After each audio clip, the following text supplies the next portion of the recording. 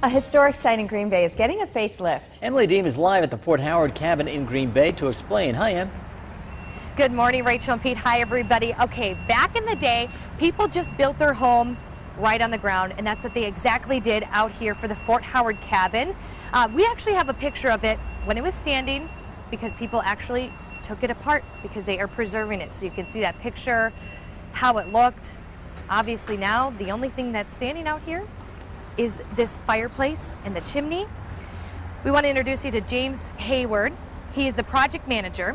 James, you ran into a few obstacles while taking apart the Fort Howard cabin.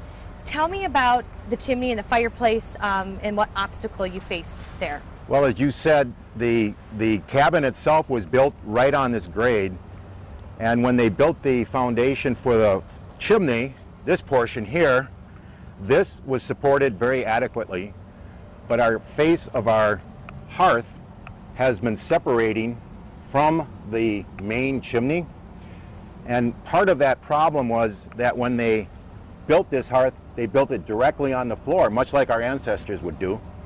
Well, today we have to put in a concrete foundation, and our friends from Martel Concrete Construction have advised us to insert the steel I-beam that is supported by a metal column right now, but when we come to pour the concrete, we will surround this steel column here with concrete. This then becomes one massive footing column, and that will then be embedded into the concrete floor. So the concrete floor will come up here. This will stay forever and ever, and will adequately support this hearth forever and ever.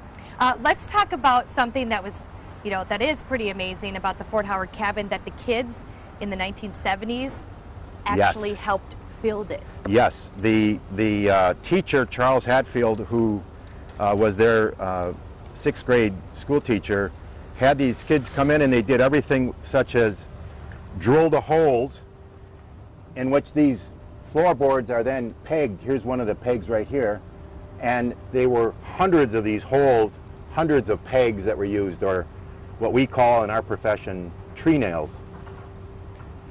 It's really unbelievable, but also amazing to see it here today still. But that's why we want to preserve it, to make sure it stays for the long run, right? Yes, this is going to be, when it's all said and done, a 21st century classroom. That's awesome. Teaching 19th century history.